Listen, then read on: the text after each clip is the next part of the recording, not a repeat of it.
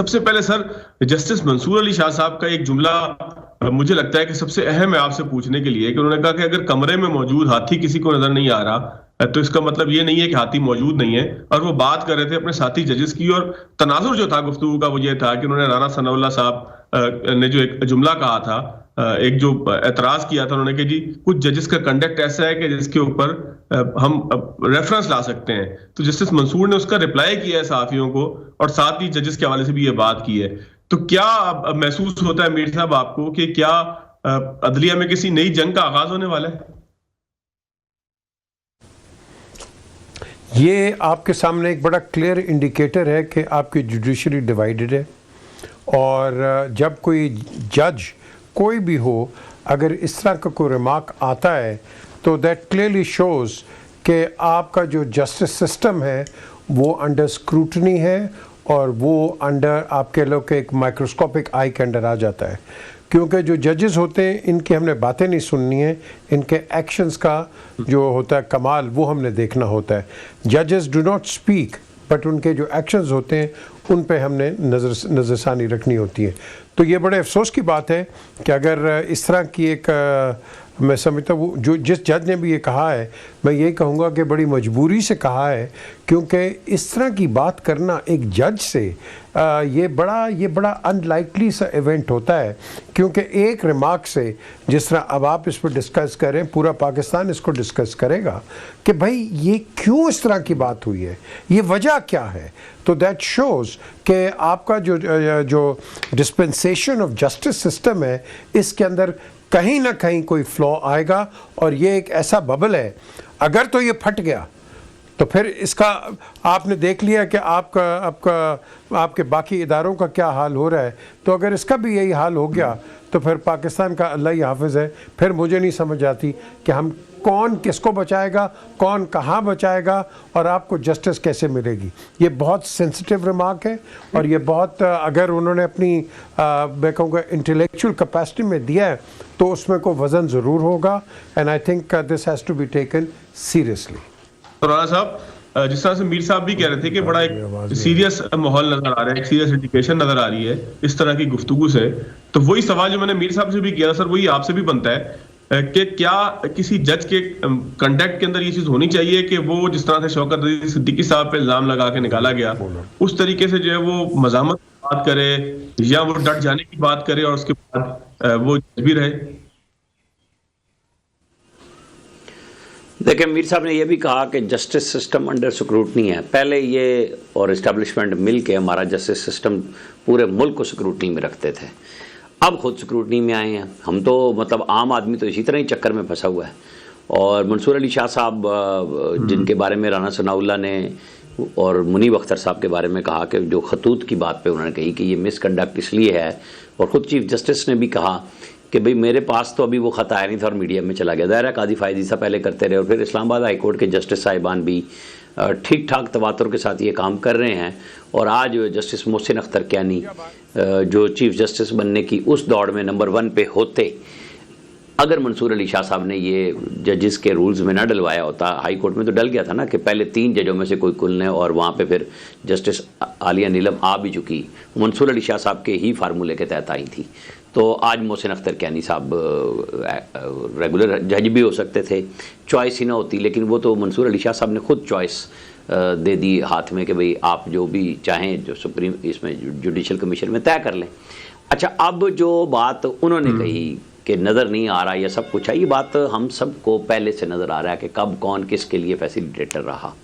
اب یہ سوالات تو بن چکے ہوئے ہیں نا. مطلب اب یا تو بیٹھ جائیں اور کوئی گرینڈ ڈائلاگ جس میں فوج بھی ہو، عدلیہ بھی ہو. میں فوج بڑی جان بوجھ کے کہتا ہوتا ہوں کہ بات سیدھی کرنی چاہیے، اس میں پارلیمنٹیرین بھی ہوں، اس میں میڈیا بھی ہو، پھر کوئی طے کر لے کہ جی آپ نے پاکستان کو چلانا کیسے ہے.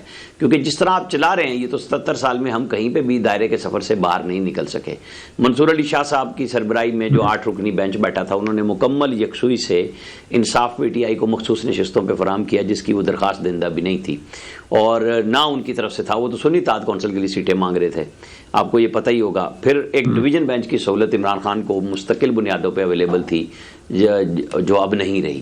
تو ہمیں کھلی کھلی باتیں کرنی چاہیے کہ جی جب عدلیہ خود تقسیم ہو اور پارٹی بن چکی ہوئی ہو اور جب عدلیہ کو ثاقب نثار صاحب نے 2030-32 تک کے چیف جسٹس اپنی مرضی کے مطابق عطا کر دیے ہوں، عمر عطا کی بات نہیں میں کر رہا، مطلب انہوں نے سسٹم لگایا کہ کس کو پہلے لانا ہے کس کو بعد میں لانا ہے. منیب اختر صاحب کو پہلی دفعہ وہ چوتھے جج سے نمبر سے اٹھا کے سپریم کورٹ میں لے کے آ گئے تھے. تو اب ہم اور آپ کس بات کا کر رہے ہیں؟ یہ تو آپ نے بیج خود بولا. پھر 26ویں ترمیم اب آپ بلاول کے بڑا کلیئر سا یہ ہے جی کہ جس ٹرم آئل کی ہم بات کر رہے ہیں وہ کوئی آج کا نہیں ہے، وہ کوئی حکومت کا نہیں ہے، اسٹیبلشمنٹ کا نہیں ہے، یا آج کوئی ایسا معاملہ نہیں ہو گیا کہ آپ نے ججز کو آگے پیچھے کر دیا. اس کا مطلب تو یہ ہم کہہ سکتے ہیں کہ یہ طویل تاریخ ہے اس کی. تو یہ تو ابھی تو میں ریسنٹ پاس کی بات کر رہا ہوں نا. پی جے میر صاحب سے بات کر لیں ڈیٹیل میں، آپ کو اور بھی وہ کچھ بتا دیں گے، کچھ ہم بتا دیں گے. تو ہمارے کون سا، ہم تبھی تو نیچے سے ٹاپ پہ آئے ہیں. ہمارا مثالی کام تھا کب؟ اگر ایک جج نے جرت کی پہلی دفعہ میں، اس کو آپ نے سزا دی، جس کا آپ نے نام لیا شوکت عزیز صدیقی کا، تو اس کو کونسل میں بٹھا کے اور نوکری سے فارغ کر دیا. پھر کیس بھی نہیں سنتے تھے آپ ان کا. ان کی ریٹائرمنٹ کی ڈیٹ جب گزر گئی اس کے بعد آپ نے ان کو پینشن وینشن کے مسائل جو ہیں قاضی فائز عیسیٰ کے دور میں دے دیے گئے. تو جج صاحبان جب نہیں کھڑے ہوتے، قاضی صاحب کے لیے لوگ ان کے اپنے ساتھی کھڑے ہوئے، اس میں کوئی شک نہیں ہے، لیکن پہلے وہ ڈٹے. ان کے خلاف جب ریفرنس آیا وہ سپریم کورٹ میں اپنی درخواست لے کے کونسل کے خلاف آئے. اب یہ جو جج صاحب نے کہا کہ جی جو کچھ بھی ہو استعفیٰ تو نہیں دیں گے، تو پھر جواب میں وہاں پہ ایک اور جج سے کسی دوست نے پوچھا تو انہوں نے کہا کہ محبت اور جنگ میں سب کچھ جائز ہوتی ہے، لیکن وہ دوسرے کیمپ کے تھے. یعنی وہاں پہ ریفرنس کی حمایت میں بھی گفتگو موجود تھی. لیکن بہرحال بہتر یہ ہوگا کہ یہ ریفرنس کی اس معاملے میں نہ جائیں، اور جج صاحبان کو بھی اپنے کنڈکٹ کے مطابق بات کرنی چاہیے تھی. وہ کونسل میں بات کرتے، اس کے منٹس اوپن کروانے کی بات کرتے جیسے قاضی صاحب کرتے تھے. آپ بائیکاٹ بھی کر رہے ہیں، آپ گفتگو بھی کر رہے ہیں، آپ چوائسز بھی دے رہے ہیں، کیونکہ آپ کو چوائسز 26ویں ترمیم کے تحت ہی ملی ہے نا، جس میں آپ چیف جسٹس نہیں بن سکے. پھر آپ جج نامزد کر رہے ہیں، تو وہ 26ویں ترمیم نے چوائس دے دی آپ کو کہ آپ اپنی مرضی کے وکلاء اور جج صاحبان میں سے لوگوں کو نامزد کر دیں کہ جی میری لسٹ یہ ہے. تو آپ دونوں طرف چل رہے ہیں نا. تو پھر یہ تو ہونا ہی ہے. یہ وہ جو ہے نا شعیب بن عزیز کا شعر، پھر اس طرح تو ہوتا ہے اس طرح کے کاموں میں کیوں اداس پھرتے ہو سردیوں کی شاموں میں. گو کہ سردیاں تو اس طرح کی نہیں آئی اس دفعہ اسلام آباد میں، لیکن اداسی تو آئی ہے. اداسی تو آئی ہے. میر صاحب جس طرح سے رانا صاحب کہہ رہے ہیں کہ سر یہ ایک تاریخ ہے پوری، یہ جو تنزلی کا ایک سفر ہے اس کی ایک تاریخ ہے، لیکن اس کو کہیں روکا جائے، اس کے لیے بڑی اہم بات رانا صاحب نے کی ہے کہ کوئی بیٹھنا چاہیے، تمام اسٹیک ہولڈرز کو بیٹھنا چاہیے، سوچنا چاہیے، کوئی آگے بڑھنے کا راستہ اپنانا چاہیے، کیونکہ یہ تباہی کا راستہ ہے. تو میر صاحب کیا یہ ممکن نظر آتا ہے آپ کو موجودہ سینیریو کے اندر کہ کوئی بیٹھنے کے لیے تیار ہوگا یا کوئی بیٹھنے کی سبیل کرے گا؟ جب تک آپ کے ریجنل حالات ٹھیک نہیں ہوں گے یہ اسی طرح چلتا رہے گا. آپ نے جسٹس نسیم حسن شاہ کی سٹیٹمنٹس بھی سن لی ہیں، آپ نے باقی ججز کی بھی سٹیٹمنٹ سن لی. ابھی صدیقی صاحب کا آپ نے ذکر کیا، کئی اور کا بھی ذکر ہے. دا کویسچن از کہ یاد رکھیں کہ جب جج، یہ جو 6 ججز جنہوں نے ایک لیٹر لکھ دیا کہ ان کے ساتھ کیا ہوا کیا نہیں ہوا، تو یہ پہلے کہاں تھے؟ پہلے کیوں نہیں انہوں نے ان کے جو ڈیسیجنز آئے اور انہوں نے جو اپنے اپنے باتیں بعد میں کرتے ہیں، یہ پہلے کیوں نہیں انہوں نے کیا؟ یہ بعد میں آ کے سارے اپنی کتاب کھول دیتے ہیں اور بتانے کی کوشش کرتے ہیں کہ یہ بالکل صحیح ہے. ان کو تو پہلے کرنا چاہیے تھا. اور ابھی بالکل رانا صاحب اچھی بات کر رہے ہیں کہ یہ جو آپ نے جو بات کہی ہے، پہلے آپ اپنے چیمبرز کے اندر یا جوڈیشل کمیشن کے آگے اس پہ بات کریں اور اس کے بعد لے کے آئیں. دیکھیں نا، اب آپ نے ایک پینڈوراز باکس کھول دیا ہے کہ آپ کے اندر ایک ڈویژن ہے، اور یہ ڈویژن آج نہیں ہے. یہ بالکل صحیح بات کر رہے ہیں رانا صاحب کہ یہ تو بہت پرانا ایک سلسلہ چلا آ رہا ہے. صرف فرق اتنا ہے کہ آج ان سب کو، ججز لے لو، پولیٹیشنز لے لو، جو مرضی آپ لے لو، ان کو کیمرے نظر آ گئے ہیں اور کیمرے کے اندر سب کو بولنے کا شوق ہے. کسی کو یہ نہیں ہے کہ کیمرے کے بغیر بھی کو بات کر لے اگر نیشنل امپورٹنس کی بات ہے.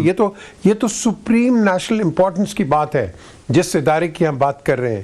یہ بڑا مقدس ادارہ ہے. اس کو ہم نے اس کے ججمنٹس دیکھنی ہے، اس کے اندر کنٹروورسیز.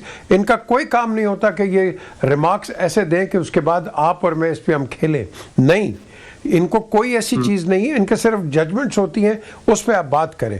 اور انفارچونیٹلی ہم اس پہ کھیلتے ہیں. اس کا بات کا بتنگڑ بنتا ہے. وہ کہتے ہیں storm in A T cup. اور جب یہ بنتا ہے ہر آدمی کا کانفیڈنس شیک ہو جاتا ہے. اور پرٹیکولرلی جو فورن ڈائریکٹ انویسٹرز ہوتے ہیں ان کو، آپ کو پتہ چل جاتا ہے. ریکڈ ایک آپ کے سامنے کے بہت بڑا اگزامپل ہے کہ किस तरह आपके फॉरेन इन्वेस्टर्स भाग जाते हैं जब आप इस तरह की हरकत करते हैं। तो इस लिहाज से मैं यही कहूँगा कि please keep your mouth shut, जो आपने करना है do it with in close doors, और आपको बताने की ज़रूरत नहीं है क्योंकि आपका एक सेंसिटिव इदारा है। और यस, ये बड़ी पुरानी एक रवायत चली आ रही है, बड़ी देर की चली आ रही है, और यही वजह है कि हम जजेस पे हमारा जो एतमाद है वो ख़त्म हो गया है। आपने पिछले 5-7 साल से देख रहे कि क्या हुआ, साथ क्या, उससे पहले आप देख लो, ये वही जजेस हैं ना जी जिन्होंने नवाज शरीफ को रगड़ दिया था, और फिर उसके बाद ये वही जजेस हैं जिन्होंने उनको छोड़ भी दिया। तो ये वही जजेस हैं, आज इन्होंने इमरान को पकड़ा है, कल इनको छोड़ देंगे। So the question is where is the justice system. हमने सिस्टम्स को देखना है, लोग आएंगे जाएंगे, पार्टीज आएंगी जाएंगी, हमारा क्या जुडिशल सिस्टम, क्या ये इफेक्टिवली काम कर रहा है या ये कंट्रोवर्शियल एक इदारा बन गया है। हमने इसको बचाना है, और एक ही तरीके से बचाएंगे कि जजेस do their own job with in close doors. इनको कोई ज़रूरत नहीं कि कंट्रोवर्सी खोल दें, किसी किस्म की स्टेटमेंट दें, क्योंकि इनकी एक ज़बान अगर खुलेगी तो 10-15 मतलब बाहर निकलेंगे। I think we need to avoid that. बिल्कुल ठीक हो गया। मैं एक ब्रेक लेता हूं, ब्रेक के बाद जब आएंगे तो दो बड़े अहम सवालात मैं अपने पैनलिस्ट के पास छोड़ के आ रहा हूं कि शेर अफजल मरवत साहब को क्यों निकाला, क्योंकि बहुत से लोग ये कह रहे हैं कि खान साहब किसी ऐसे फर्द को पार्टी में बर्दाश्त नहीं करते कि जो किसी मकाम पर अपनी शख्सियत को उजागर करें या अपनी शख्सियत को मनवाने का सबब बने। उसके साथ साथ क्या खान साहब के लिखे हुए खत जो है वो गलत एड्रेस पे डिलीवर होते रहे, क्योंकि आर्मी चीफ ने बड़ा वाज़े तौर पर कहा है कि अगर खत कोई आया भी तो मैं वज़ीर-ए-आज़म पाकिस्तान को भेज दूंगा, फिर वो जाने, उनका काम जाने। और भी बहुत सी बातें भी ब्रेक के बाद रह जाएगा।